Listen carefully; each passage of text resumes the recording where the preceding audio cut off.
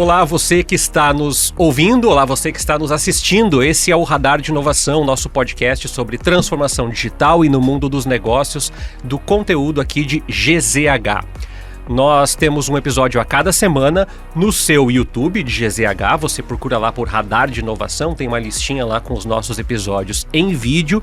Também tem no SoundCloud, lá da Rádio Gaúcha, os episódios em áudio que nós começamos ainda antes do South Summit. E você pode ouvir todos os episódios, compartilhar a sua sugestão, a sua dica, mandar para o seu colega, para o seu amigo, para o seu companheiro da faculdade lá, ou seu companheiro de pós-graduação, algum episódio que você acha que impactou, que trouxe algum tema que você gostou de ouvir aqui. Você também pode entrar em contato conosco através dos comentários do YouTube para dar a sua sugestão de pauta dos assuntos abordados. E hoje nós temos um assunto que apareceu em vários programas aqui, mas eu não vou dar spoiler. Primeiro, vou dar as boas-vindas para o meu colega Eduardo Rosa. Tudo bom, Eduardo? E aí, Tércio, tudo certo? Tudo certo. Voltamos hoje com um tema raiz do Radar de Inovação. Voltamos para lá para os primórdios. Mas nos cutucaram esse tema, né? Não estava na nossa playlist. Mas aí nos cutucaram e a gente trouxe para trazer. E a gente tem bastante pergunta. Bastante curiosidade das pessoas também. Beleza, estão conosco aqui nesse episódio, na produção, a Kizzy Abreu, na mesa de áudio aqui no estúdio conosco, o Vicente Nolasco, e na transmissão em vídeo, a Gabriele Pires e o Guilherme Góes. Muito bem. Por que eu falei, Eduardo, dessa história do tema aparecer? Porque a gente, eu estava comentando aqui com o nosso convidado, que a gente já fez programas muito variados. Está cada vez mais difícil, as pessoas perguntam o que é o programa, a gente definir uma coisa só, porque a gente discute aspectos da inovação que não são só as experiências de inovação, mas vários convidados que estiveram aqui falaram assim, e nós temos esse desafio da mão de obra, e nós temos esse desafio da educação, e nós temos esse desafio do futuro. E a gente começou a discutir numa reunião de pauta, eu, Eduardo e a Kizzy aqui, que isso precisa aparecer. O nosso convidado de hoje é o Edvar Bergman Araújo, ele que é coordenador dos cursos da área de Tecnologia da Informação da Universidade Fevale, e ele também que é analista de sistemas na DataSys Sistemas. E o Edvar vem para falar um pouco sobre o futuro na formação de profissionais de tecnologia da informação. Porque nós já abordamos nanotecnologia, resíduos, formação para ciências sociais e humanas. A gente falou sobre parques tecnológicos e em todos a tecnologia da informação está aqui. Então, primeiro eu vou dar as boas-vindas para o Edvar e agradecer que ele topou o nosso convite, Edvar. Legal, boa tarde, boa noite, bom dia, dependendo do horário que nossos ouvintes ou quem vai nos assistir no YouTube vai ver ou ouvir. É um prazer estar aqui com vocês e a ideia é vir bater papo e tentar agregar de alguma forma com os interesses dos espectadores, ouvintes. Várias vezes a gente disse aqui que inovação não necessariamente é tecnologia, né? Sem dúvida. Mas hoje é só tecnologia e quem faz a tecnologia acontecer, principalmente. Exatamente. E eu e o Eduardo, a gente não é da área de tecnologia da informação. Então eu vou fazer aquela pergunta, Edvar, que é a pergunta que é necessária para trazer. Bom, hoje, quando a gente vai olhar para as faculdades, eu imagino a cabeça da menina de 18, 19 anos, que está escolhendo, menino de 19 anos, que está escolhendo a faculdade, e olha, lá tem sistemas de informação, tem ciências da computação, tem ciências de dados, tem engenharia de software, tem engenharia da computação, tem engenharia mecatrônica, e aí tu fala, meu Deus, porque uma coisa é o profissional que já está na área, outra coisa é uma pessoa que saiu do ensino médio, ter que olhar para todas essas áreas. Então fala um pouquinho para a gente como que a área de tecnologia da informação se desdobrou em tantas formações e se é que é possível responder, para que serve cada uma dessas coisas? Ótimo. Talvez eu comece dando um passo atrás, e dividindo inicialmente os cursos de graduação no país. Tem uma primeira subdivisão em 3 categorias, que são os cursos de licenciatura, os cursos de tecnologia e os cursos de bacharelado. Tá? Por que eu fiz essa divisão? Para agora eu vou tentar classificar os cursos que tu trouxe, Tércio, dentro dessas categorias. Então, dentro dos bacharelados, que são os cursos, vamos dizer assim, mais clássicos, tem o de ciência da computação, o de sistemas de informação, engenharia da computação, são os 2 primeiros são os que nós mais vemos aqui dentro do estado, tá? Ciência da computação, sistemas de informação. Algumas universidades oferecem engenharia da computação também. E engenharia de software também é um outro bacharelado, não é tão, vamos dizer assim, tão comum encontrar nas universidades, mas também é um bacharelado amplo dentro da área da computação. Explicando um pouquinho a diferença deles, principalmente dos 3 primeiros, né?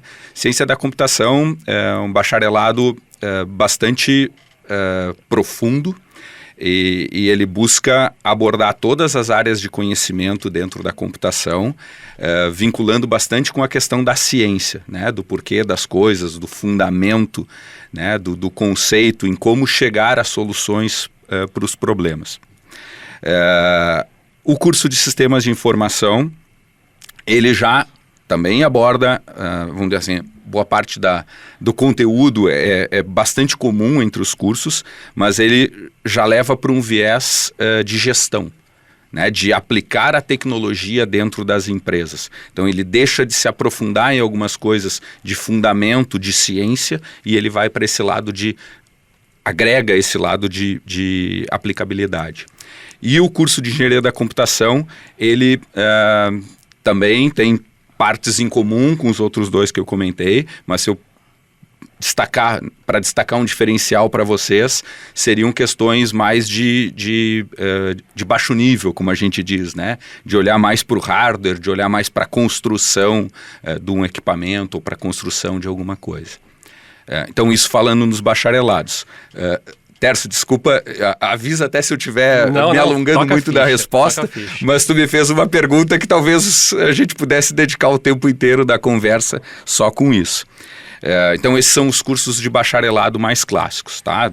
Dando como exemplo, lá na Fevale nós temos os 3. Então, sob o guarda-chuva da minha coordenação, tem a Ciência da Computação e Sistemas de Informação. E depois, com um outro colega, o professor Murilo, que coordena, nós temos o curso de Engenharia da Computação. Então, ele compartilha mais disciplinas enfim, compartilha mais áreas de conhecimento, inclusive com as outras engenharias. Um suporte maior de física, de matemática e tal. Depois entra para aquela segunda categoria que eu iniciei lá atrás, que eram dos cursos de tecnologia. Esses cursos de tecnologia, eles se caracterizam por ser cursos de menor duração, mais focados em uma determinada área, e o objetivo principal dele é formar o profissional, de novo, de forma mais rápida, num prazo menor, e já entregar aquele profissional para o mercado. Tá? Então, só para dar uma ideia para vocês, um bacharelado, nosso bacharelado de Ciência da Computação e Sistemas de Informação, ele tem 4 anos de duração, algo entre 3.500 a 4.000 horas de duração. E o nosso curso de tecnologia lá, que é um curso de tecnologia na área de desenvolvimento de sistemas, tem 2 horas e 100, 2.000 horas e 100, com 2 anos de duração. E como é que o mercado demanda esse profissional? Porque eu imagino que diferente de cursos que tu precisa ter a graduação específica, medicina para clinicar, tu precisa fazer medicina, o direito para advogar, né?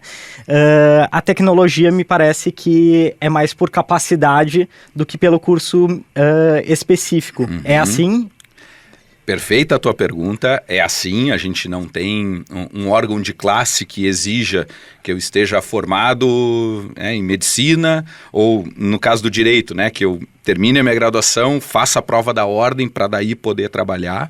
Então sim, o mercado ele filtra muito pela capacidade, mas o mercado identifica que esse acréscimo de capacidade, esse acréscimo de conhecimento, via de regra, ele está ligado à tua formação, né? Então, a tua formação de nível superior e a tua formação complementar, pós-graduação ou cursos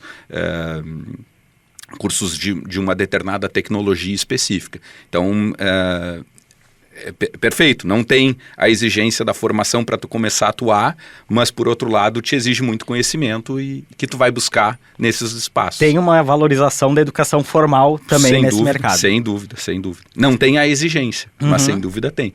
E isso é algo bem bacana que a gente gosta de trazer para os nossos alunos, né? Que eventualmente, dependendo do curso que tu escolhe, dependendo da profissão, tu vai te matricular e talvez depois de 4, 5 anos tu vai poder começar a atuar na área. Ou bem lá no final do curso, tu vai ter a possibilidade de começar um estágio. né? E a gente tem, de certa forma, satisfação em ver que os nossos alunos, às vezes de primeiro, segundo semestre, já encontram vagas de estágio para trabalhar e já com bolsas satisfatórias para uma bolsa de estágio, inclusive ajudando a pagar o seu curso. Né? Então eu brinco com os alunos, às vezes, que vêm conversar comigo, que o ROI da computação é muito bacana, porque tu tem o teu retorno do investimento logo depois. Né, à medida que tu vai demonstrando tua capacidade. Uma coisa, Eduardo, que provocou a pauta, e talvez seja o que o nosso público esteja se perguntando agora, é que várias empresas que vêm aqui, elas falam, pois é, a gente não tem um profissional específico para isso, ou tem que treinar uma capacidade nova, ou desenvolver um software que ainda não existe, ou comprar alguma licença de software que custa caro. E aí uma das perguntas que todo mundo se faz agora é, nós temos muitas transformações acontecendo, demográficas, sociais, econômicas, mas tem uma que volta e meia aparece aqui, que é a famigerada inteligência artificial e o impacto dela nos negócios. E eu não posso deixar de te perguntar como é que a inteligência artificial afeta a percepção de vocês de futuro. Porque eu imagino que uma faculdade, assim como no jornalismo, na publicidade, a faculdade que foi feita 10 anos atrás não é a mesma agora, eu imagino que o profissional de ciência da computação que termine o curso já não é igual à formação do profissional que começa, os bichos dos bichos dos bichos, digamos assim. Como é que essa transformação afeta a formação do profissional? Como é que vocês olham para a complexidade da formação sem deixar de olhar para essas transformações? Como essas novas tecnologias ou a inteligência artificial generativa, enfim, uma série de coisas que estão aparecendo e que daqui a pouco mexem. Esse profissional deve estar ali com a cabeça no terceiro, quarto semestre, dizendo assim, e agora? E eu vou me formar e isso aqui, que antes era assim, agora já não é assim. Como é que faz para dar conta desse turbilhão assim? Não, isso aí a gente vive, né? Imagina o meu caso, eu me formei em 98 em ciência da computação. Né? E o segredo para isso é todo o tempo tu ficar te atualizando, né? Te especializando e buscando as novas tecnologias, os novos temas que estão surgindo. Né? Eu já volto à tua pergunta.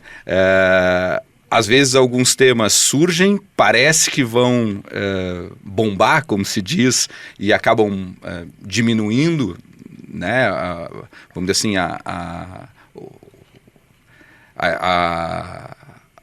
não se popularizam ou não avançam tanto quanto previsto, e outros não, evoluem, né? Então, o desafio é estar permanentemente trazendo essas coisas para dentro dos bancos da universidade, como se diz, e o desafio, e isso é bem importante, a gente discute bastante lá na universidade, é que os conceitos e os fundamentos que estão por trás dessas tecnologias, vários deles se mantêm. Né? O tema inteligência artificial não é algo que surgiu agora em 2022 com o ChatGPT. Entrou totalmente no radar de todo mundo a partir da popularização do chat, né? Mas a inteligência artificial é algo que se estuda desde a década de 60, né? E que tem evoluído muito ao longo... Então, eu, na minha graduação em 90 e poucos, eu estudei inteligência artificial, obviamente de uma forma muito diferente do que se estuda hoje e com uma aplicabilidade muito, muito menor e muito condicionada à capacidade de hardware. Então, uma das coisas que trancou por muito tempo a inteligência artificial e que ainda, vamos dizer assim, barra um pouco a evolução é o investimento pesado que precisa ser feito em hardware para manipular um conjunto extremamente grande de dados para conseguir dar as respostas assertivas que o ChatGPT dá, por exemplo. Né? Então, um ponto importante a destacar na tua pergunta é a questão do fundamento, né? É abordar bem os fundamentos, porque as evoluções tecnológicas ou elas vão ser nuances de fundamentos que já foram abordados, né? Ou evoluções de fundamentos que já foram abordados, ou chegou o momento daquele fundamento, daquele conceito que foi abordado, chegou o momento dele no mercado por outras condições de investimento, de hardware, de outras evoluções que apareceram. Né? Mas o desafio é constante de manter atualizado tudo isso. O conceito e a aplicação disso. O conceito é assim, evoluiu assim, mas a aplicabilidade disso tem evoluído nesse sentido. E pegando esse gancho da inteligência artificial ser o tema do momento para um público amplo, e até tenho a sensação de que ele é um tema do momento num debate mais ético, jurídico e menos de tecnologia propriamente dita. Dentro da universidade, qual é o tema do momento? O que se discute, o que se quer descobrir e resolver agora? Não, o tema do momento é esse, de lidar com dados, né? Lidar com a inteligência artificial, entender os algoritmos que estão por trás, né? Quando a gente ouve a sigla GPT, na verdade é a sigla que dá o nome ao algoritmo, né? De Generative Pre-Trained Transformer, né? Então entender os algoritmos por trás disso, tem redes neurais, tem machine learning, deep learning, então é entender tudo isso e trazer para o aluno para que ele consiga depois usar essas redes, né? E uma preocupação muito grande é como aproximar isso das pessoas, né? Como uma preocupação nossa lá na Fevale, uma preocupação dos nossos cursos, é como eu beneficio a comunidade, né? Que valor a tecnologia, como que a tecnologia transforma a vida das pessoas? Transforma num sentido de melhorar a vida das pessoas. Então, como fazer isso? Como eu aplico aquela tecnologia para levar melhor qualidade de vida para as pessoas? Antes da tua pergunta, só uma coisa que é interessante da fala do professor, e quando a gente fez aqui um episódio, tu não estava, mas a gente fez um episódio sobre inteligência artificial, eu fiz uma pergunta para o entrevistado que era o que ele queria fazer, o que ele queria resolver, o que estava no horizonte dele, imaginando dizer, eu quero conseguir fazer muito rápido tal coisa, eu quero escalar tal coisa, e ele disse exatamente isso. Não, eu vejo que o meu trabalho faz diferença quando eu evito que um operário não morra porque tinha a inteligência artificial ali dando os limites de onde ele podia. Então acho que é legal também trazer essa questão. A tecnologia ela não se encerra em si, ela precisa ser aplicada e melhorar a vida em sociedade, né? Pois é, e nesse gancho, Edvar, uma pergunta que tem surgido na minha posição como professor, mas também cada vez mais as pessoas têm mais dificuldade de dizer assim, isso é curso ciência da computação, isso é curso de engenharia,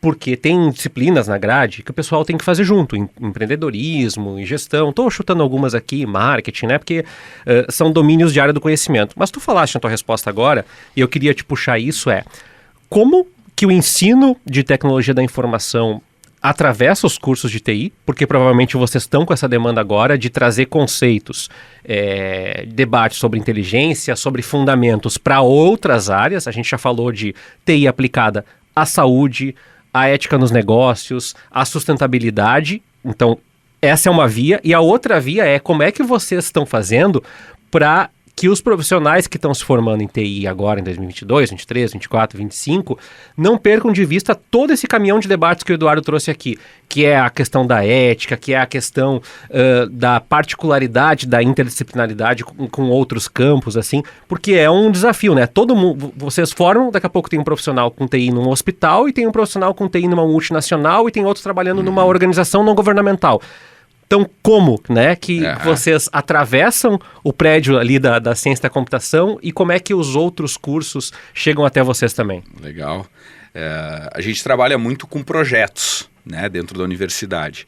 E ao trabalhar com projetos, a gente fomenta justamente isso. Né? Eu vou trabalhar com um projeto relacionado à saúde, eu vou trabalhar com um projeto relacionado à área de gestão, eu vou trabalhar com um projeto que vai levar melhorias de educação para escolas de nível fundamental e médio. Então a gente tem projetos que conectam a TI, que conectam a computação com todas as áreas, né? Porque isso é uma realidade, a computação ela está presente em todas as áreas. De certa forma, os alunos vão se deparar com isso no mercado de trabalho. Então, a gente fomenta isso com eles desde a universidade dessa forma, trazendo isso dentro de projetos. E a partir do momento que a gente traz esses desafios para a sala de aula, eu conecto seja daí, dependendo da dinâmica da disciplina, se trabalha em grupo, se trabalha individual, né? Um time vai para ajudar um problema da área médica, um outro time vai para ajudar um problema relacionado à questão de cognição de crianças relacionadas à educação, ou até mesmo na questão clínica cognitiva. uma outra área de aplicar isso no contexto empresarial e agregar valor aos negócios. E a partir do momento que, no final, ou em pontos dessas disciplinas, há troca entre os grupos, do que cada grupo está fazendo, mesmo eu tendo trabalhado com a saúde, eu acabo vendo um case aplicado à educação que o Tércio desenvolveu, por exemplo. Então, acho que aí traz boas conexões para os alunos. E como essas outras áreas estão vendo o profissional de tecnologia também, assim, para entender de que talvez não seja o caso de contratar mais um professor, mas desenvolver um sistema que propicie que os professores que já estão ali possam trabalhar melhor. Estou dando um exemplo aleatório, assim, de educação, mas se o profissional de tecnologia também está sendo mais valorizado em áreas que não tradicionalmente são vistas como... Pegando esse gancho do Eduardo, vou dar um exemplo aleatório, assim. A gente, no curso de comunicação, várias vezes a gente queria programar alguma coisa e a gente não sabia. Então, assim, tem que fazer um aplicativo, a gente não sabe fazer aplicativo. Ou tem que fazer tal coisa, tem que desenvolver um software para criar metasistemas, não sei o quê. A gente não sabe fazer isso. E acho que é uma coisa que... Tá, mas a gente vai ter que ter um professor de TI dentro da escola de comunicação só para ensinar isso? Talvez não, mas assim, pegando o gancho do Eduardo, como é que faz, né? Como é que a gente aproxima para que o aluno de comunicação tenha noções suficientes para que ele saiba a importância disso e a dimensão disso no negócio dele, mas que ele não tenha que sair programando, porque não é a área dele, no final das contas. Não, excelente. Na verdade, ter um professor de tecnologia, né, 100% alocado no curso de jornalismo, acho que não é necessário, mas ter de alguma forma uma disciplina que conecte a tecnologia aplicada à área do jornalismo, eu acho excelente, né? Então, vou te dar um exemplo. Lá no curso de medicina que nós temos na Fevale, tem uma das professoras, né, professora com titulação, uma série de projetos, é uma professora excelente, que dá aula dentro do curso da medicina, com o desafio de falar a linguagem do médico, de apresentar o que o médico vai precisar da tecnologia ou até mesmo como ele vai interagir com um profissional de tecnologia. Isso. Né? Porque essa pergunta a gente, também trazendo uma passagem, né? A gente participou de um evento com uma empresa da região há 2 meses atrás, e uma das gestoras dessa empresa veio conversar comigo, perguntando se a gente poderia capacitar o time de gestores dessa empresa a como eles expressarem as necessidades de tecnologia que eles têm para o time de desenvolvimento interno ou até mesmo para procurar soluções no mercado, né? Porque pegam gestores super capacitados, né? Profissionais de excelência na área deles, mas que chegam numa outra área e ele não consegue comunicar aquilo que ele precisa para a produtividade ou para o resultado do negócio dele, né? Então, eu acho que é dessa forma, procurando algum profissional da tecnologia que consiga conversar com as outras áreas. Não são todos os profissionais que conseguem, né? Alguns são aqueles mais, como a gente chama de baixo nível, que gostam da computação pela computação, mas tem uma série de outros profissionais que têm essa habilidade, né? De fazer essa integração com outras áreas. E isso acaba não só na educação acontecendo, mas dentro do contexto das empresas isso também acontece.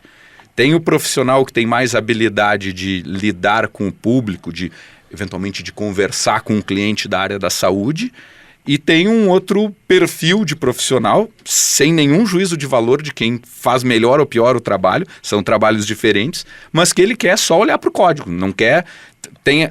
Tem até, às vezes, até fobia de conversar com gente, né? Então, são 2 perfis. Então, eu acho isso super importante. Qualifica as outras áreas e os outros cursos. Puxando esse gancho, teve um episódio aqui que a gente fez com professoras de uma escola da Lomba do Pinheiro, que a Kizzy produziu, e vieram as professoras, veio a diretora da escola e a professora responsável por um projeto de robótica. E as pessoas pensam assim, meu Deus, as crianças produziram robôs que saíram falando... Não, é um pouco mais primário o processo, né? Que tu vai trabalhando desde Lego até a mentalidade computacional. E eu queria te perguntar isso. Tu falaste dos cursos e eu me lembrei que até alguns anos atrás a gente encontrava pontualmente no interior, mais em universidades públicas, cursos de licenciatura em computação. E agora tem sido muito comum as escolas, principalmente privadas, mas também alguns editais na rede pública, procurarem professores licenciados. E aí eu queria te puxar esse gancho, de falar assim, entre muitas aspas, educar os profissionais dentro das empresas, das organizações, para saberem o que pedirem. Mas isso também passa por crianças crescerem com uma mentalidade computacional, com um pensamento computacional, e entender o que é possível fazer e o que absolutamente não é possível fazer, né? O que é ficção científica ainda. Como é que está essa situação, Edvar? Como que vocês percebem a questão da formação? Porque ao mesmo tempo, por ser uma área com falta de profissionais em vários campos, eu imagino que existam poucas pessoas interessadas em virarem professores na área de computação no ensino fundamental e médio. Mas nunca se precisou tanto desses profissionais. Então, como é que está esse cenário assim e qual é o impacto disso que vocês percebem? Tá. É bacana a tua pergunta e eu consigo até te trazer um pouco de histórico dela. Porque na Fevale, nosso curso de Ciência da Computação ele existe desde 91, então tem 32 anos, faz 32 anos agora. E por muito tempo nós tivemos um curso de licenciatura também. Então nós tínhamos os 2 bacharelados, Ciência da Computação, Sistemas de Informação, tínhamos a licenciatura e sempre tivemos algum curso de tecnologia. Uns anos atrás nós tínhamos um de sistemas para a internet e agora é o análise e desenvolvimento de sistemas. E aí a gente olhava para isso, né? O curso de licenciatura, ele tem um papel bastante importante no sentido de formar professores que vão atuar, só que, por outro lado, ele não tinha o apelo de procura. As pessoas não procuravam. E de certa forma, Tércio, isso é uma realidade que vem acontecendo com boa parte das licenciaturas. Uma licenciatura em pedagogia, uma licenciatura em história, infelizmente isso tem diminuído. E daí a gente chegou ao ponto de terminar com o curso, né? Porque a procura era baixíssima. Como que a gente passou a atuar? Porque a gente manteve, vamos dizer assim, manteve a importância, seguiu julgando super importante formar isso. Como que a gente seguiu fazendo isso? Com projetos dentro dos outros cursos. Então, te dando um exemplo bem prático, nós temos um projeto lá que se chama Logicando, que tem justamente esse propósito de fomentar o pensamento computacional, o ensino da computação, e isso dentro de uma universidade, se a gente pensa a universidade em cima de 3 pilares, né, que é o pilar do ensino, o pilar da pesquisa e o pilar da extensão. Então nós dentro da computação, em projetos de extensão, a gente procura fazer essas conexões com a comunidade, né, então desenvolve projeto, leva isso para dentro das escolas, mostra, né, a computação para as crianças e acaba também formando professores das escolas com outra formação sobre o que eles precisam para ensinar a computação, a robótica, a automação e tal. E no polo oposto, o que os estudantes que estão chegando na universidade estão mirando, assim, uma área específica, uma área que está mobilizando mais? Os alunos miram o que, de certa forma, o mercado e a mídia está trazendo, né? Que é o desenvolvimento de software. Isso aí é 70% mais ou menos da mão de obra relacionada à TI está ligada ao desenvolvimento de software. Então, desenvolvedor front-end, back-end, mobile. Então, isso aí mobiliza muitos alunos. Mobiliza muitos alunos essa parte de infraestrutura e segurança da informação, que é um outro campo de atuação enorme, né, e super importante. E a AI, né, os temas do momento, né, wearables, equipamentos inteligentes, gadgets, né, então esse tipo de coisa que os alunos veem, se interessam aquilo ali, brilha o olho, né, então de certa forma é o que eles procuram.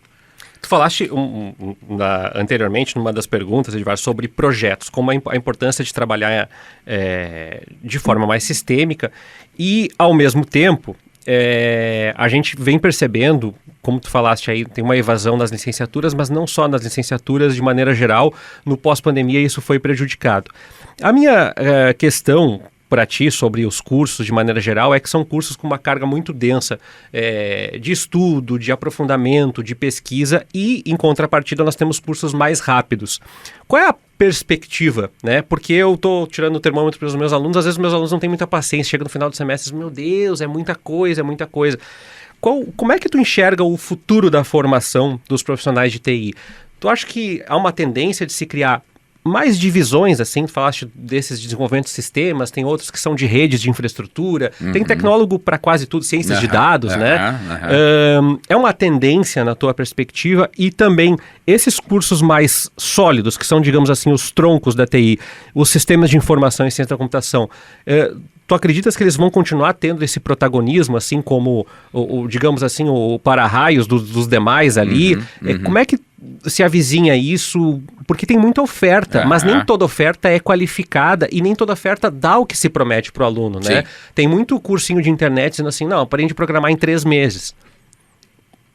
Veja bem, não é tão simples assim. Então, como é que vocês estão enxergando isso assim? Depende do que tu deseja aprender. Talvez eu possa te prometer aprender em 1 semana, mas tu vai aprender aquilo mega superficial. Tu vai aprender a resolver somente aquele problema que eu te ensinei a resolver. Agora, como é que tu cria a conexão quando aparecer um problema que está longe daquele? O que te faz chegar, né, sair daquele ponto que tu sabe até chegar ao outro? Aí passa pela formação continuada e de qualidade, né? Tu trouxe várias colocações interessantes na tua pergunta dos alunos cansados no fim do semestre, é normal. E se nós nos lembrarmos de nós alunos, era a mesma coisa. Né? E daí eu trago, né, para reflexão, né? Isso não foi importante para nós? Né? O que nos trouxe de onde nós éramos lá, antes do banco da universidade até agora, para nos tornar profissionais qualificados? Foi tudo isso, foi toda essa bagagem de esforço, de conhecimento que a gente veio agregando, né? Uma outra parte da tua pergunta sobre os cursos. Os cursos de tecnologia não são novos, tá, Tércio?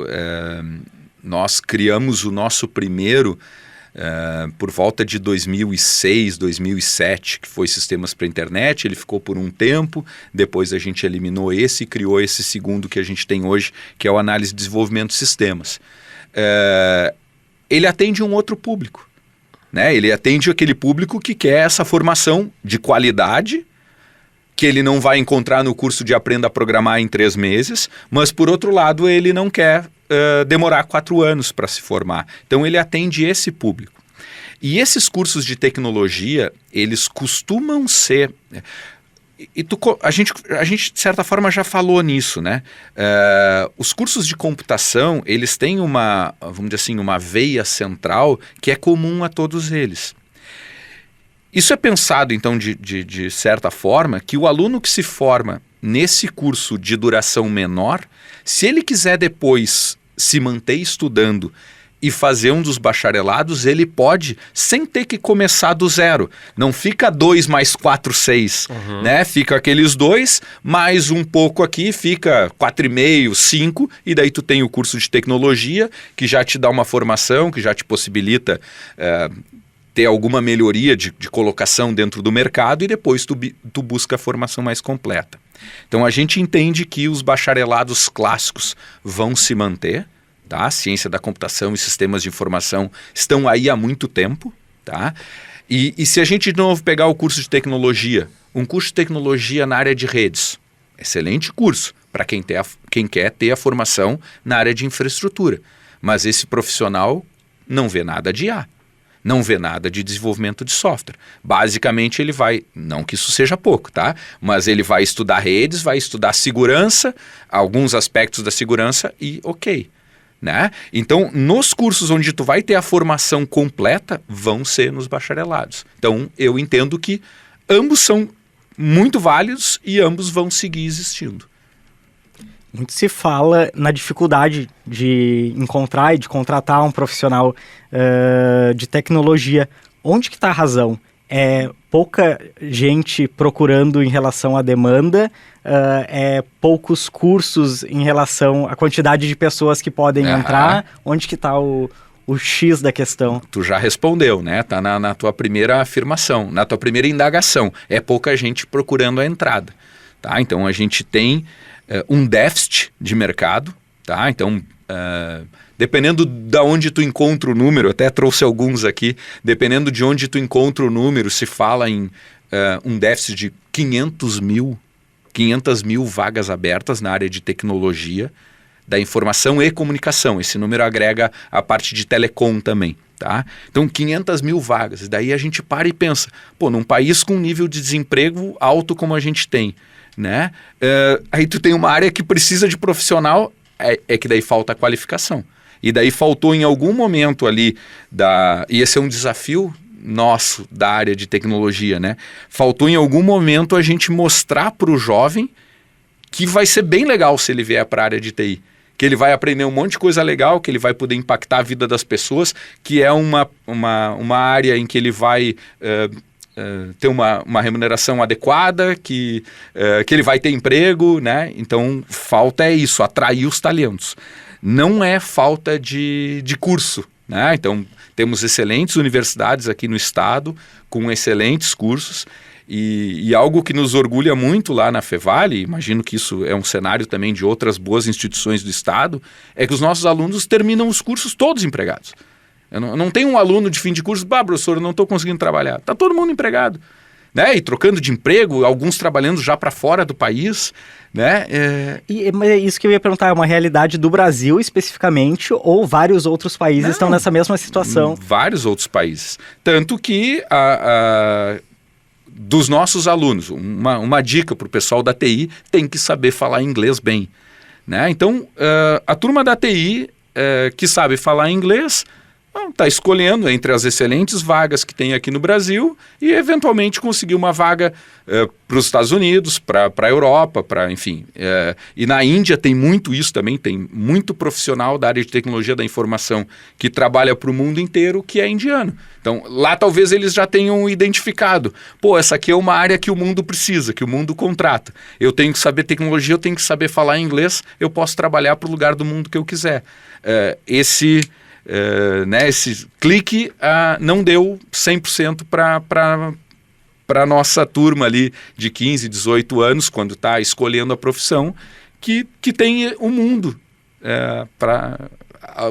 o mundo inteiro para trabalhar. Edivar, falaste agora nessa última questão, que era uma questão que eu queria ter trazido lá no início também, que é muita gente... parte do pressuposto, eu já ouvi isso de alguns colegas que não foram adiante e alguns colegas que terminaram os cursos de ciência da computação, sistemas de informação, de que é muito comum as pessoas tanto criarem estereótipos sobre as profissões, quanto as pessoas entrarem e dizer assim, isso acontece em todas as áreas de ensino superior, eu não virei desenvolvedor da Microsoft no primeiro semestre, então não era o que eu queria, né? Daí tu já desistiu, a coisa já mudou. Quais são hoje aquelas coisas que são indispensáveis? Porque eu te pergunto isso porque as pessoas dizem, mas eu não sou perfeito em matemática, né? Ou eu não sou a pessoa mais focada do mundo, ou eu não gosto de trabalhar com hardware. Então, assim, o que é importante hoje pensando em quem está nos ouvindo? E eu nem falo só dos jovens, eu falo muita gente que está procurando segunda formação, que está tentando trocar de área hoje. Quais são as coisas indispensáveis para que alguém pense em estudar TI? Essa é uma competência, uma habilidade, um perfil que é indispensável tanto para o curso de engenharia da computação ou com os sistemas de informação. O que tu poderia definir hoje para a gente? Eu acho que o principal ponto seria a questão do pensamento lógico, né? A tua capacidade de resolver problemas, né? Tu receber um problema, porque... Para todas essas áreas correlatas que a gente estava falando antes, né? A computação resolve o problema da medicina, da comunicação, né? Da educação. Então, vai chegar para mim um problema e eu tenho que, então, sistematizar esse problema. Ou seja, eu tenho que segmentar esse grande problema em problemas menores e começar a organizar a solução para ele. Tá? Então, eu falaria a questão do pensamento lógico e essa... Vamos dizer assim, o gosto por essa habilidade, né, de eu tenho um problema e como que eu resolvo ele. Então é uma das coisas que eu busco muito quando eu estou, por exemplo, contratando um profissional, né?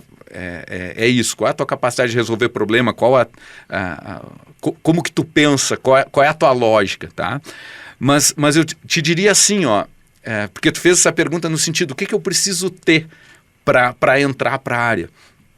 Talvez tu não precise ter isso. Isso também pode ser desenvolvido.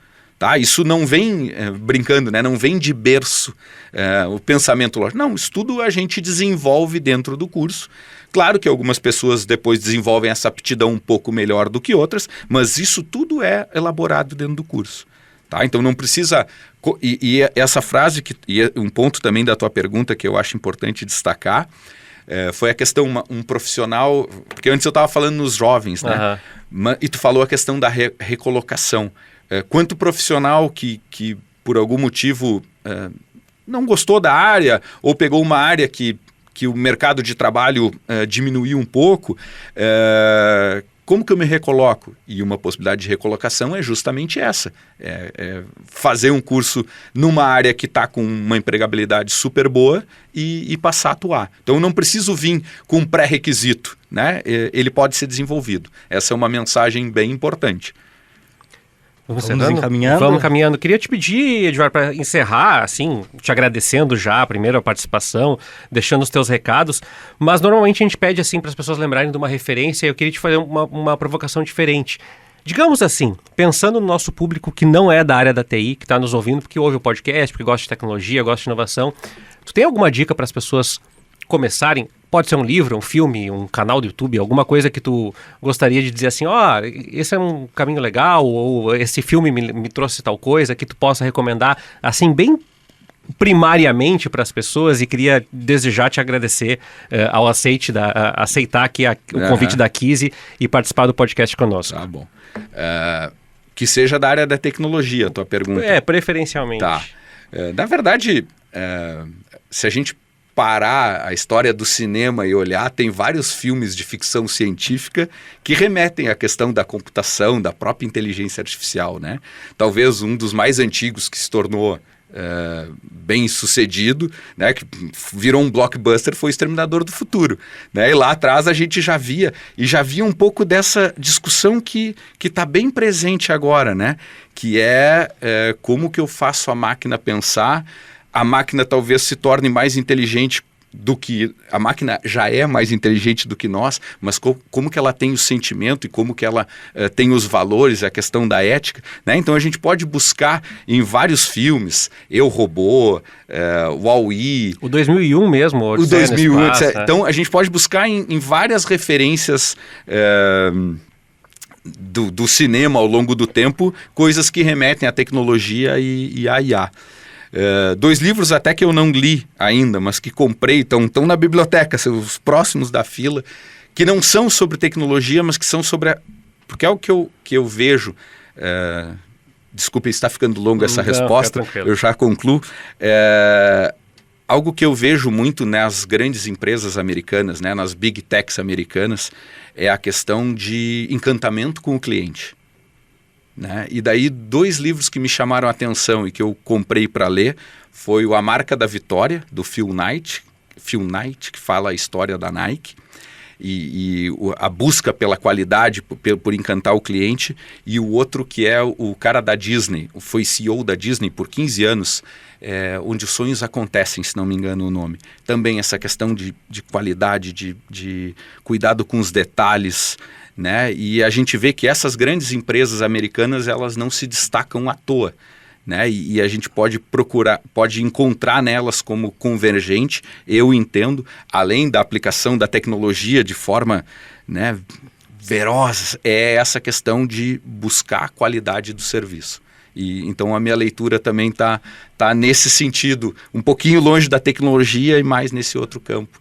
Os próximos 2 livros, então lembrei de comentar aqui agora. Quiser deixar algum recado, Edvardo, também passar os contatos aí da Fevale, falar um pouquinho de como que as pessoas podem acessar, alguma informação dos cursos, também pode deixar um recado, novamente te agradecendo pela presença aqui. Tá ótimo. Obrigado pelo convite, obrigado pela oportunidade de falar da nossa universidade.